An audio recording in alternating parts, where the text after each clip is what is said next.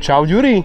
Nazdar, kamarátko. Čo ty tu robíš, počúvaj ma? No počúvaj ma, práve som si tu vybral brutálny flag na to, kde si vystriem moje bývaničko, ja to volám, že miliónhviezdičkový hotel. S výhľadom na takéto hory, krásnym pozadím, tu mám riečku a si rozopneš a kúkáš sa na túto krásnu panorámu. Naozaj tá sloboda, čo ti to proste toto umožňuje, no tak chyba, ja ti to rád ukážem a poďme na to. No a v prvom rade, čo potrebuješ urobiť, je zaparkovať si auto na vhodné miesto do vodorovnej polohy, tak aby si stan mohol vystrieť, má si zhruba meter výšku, takže žiadne stromy nad ním.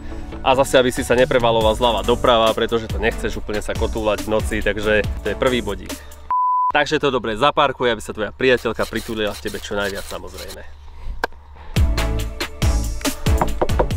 Tyjo, Ďuri, čo to je vyrobené? Vydrží to vôbec niečo?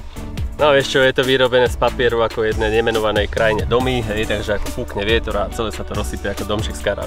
Nie. Tento stan je proste pevný hliník, ako fakt vydrží ako veľa. Má super korpus urobený, celé je to krásne zapúzdrované, schované, hej. No a veľká výhoda je, že je to expedičná záležitosť, takže to odolá drsným podmienkam, takže dážď, vietor, proste zima, vôbec tomu nerobí problém. Stačí tam dať akurát tak zimnú vložku a nezamrzneš. Takže zapínam stopky a ideme na to.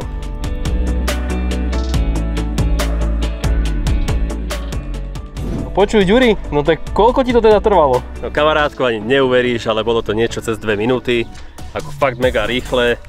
A predstav si takú situáciu, že ideme niekde v noci, ako to bolo zhruba dneska, kde sme dorazili na miesto o 2:00 a príde veľká únava a potrebuješ vystrieť takúto posteľ, takže za 2 minútky máš toto hotové a už sú v tom naranžované periny, takže spíš, ani nevieš ako. No a k tomuto autostanu dostaneš aj tento teleskopický rebrík, ktorý je vyrobený z hliníku, takže je pevný, ľahký a namontuješ ho úplne jednoducho.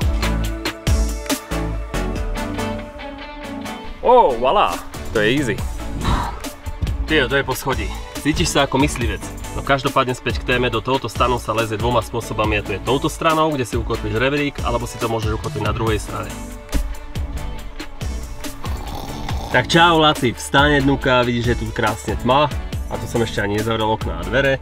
Každopádne konečne sa tu nebudeš s frajerkou byť o skrinky a šatníky, pretože každý máme tu na oddelené na jednej na druhej strane proste takéto krásne sieťky, kde si dáš telefón, čelovku a také veci. A keby jej stále bolo málo, tak na strope máš ďalšiu ložný priestor, kde si môže dať, vieš čo, prsenku. Vieš si tu pohodlne sadnúť a zahrať si treba z karty. Na každom okne i dverách sú moskytieri, takže ti sa nenalietajú tie bzučiaky, komáre, hryzáky a také tie veci. A každopádne, keď to tu všetko proste zatiahnem a zavriem, tak ráno nerozoznáš, či je deň alebo noc. Keďže som spomínal luxusnú posteľ, tak som to myslel skutočne vážne. Je tu madrac, ktorý je 6 cm vysoký, má pamäťovú penu a zo spodu sa nachádza kondenzačná podložka, ktorá pomáha odvádzať vlhkosť, aby stan nebol mokrý.